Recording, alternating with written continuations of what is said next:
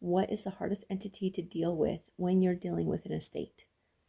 If you're trying to wrap up somebody's estate, you usually have to deal with the DMV for cars.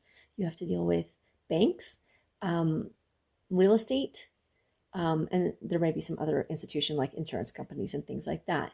But consistently, what I have found amongst all of my clients uniformly is the banks. Banks all seem to have different requirements. None of them are the same, and they all seem to, I just feel like they're making it up as they go along. I had one bank that said the woman was receiving her Social Security into her regular bank account. We were trying before she passed away to add a beneficiary to that bank account so that it wouldn't go through probate because it was a large lump sum in there. She had a settlement that was also put in there. Again, regular bank account. The bank said that the power of attorney could not take action because the language regarding retirement accounts was not under the bank account paragraph. Now, again, we weren't dealing with a retirement account. We were dealing with a bank account that her Social Security just happened to go into.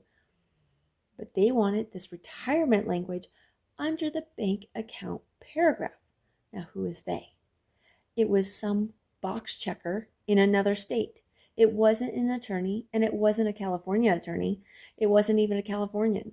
So how do they think they're more correct than I am? I don't know.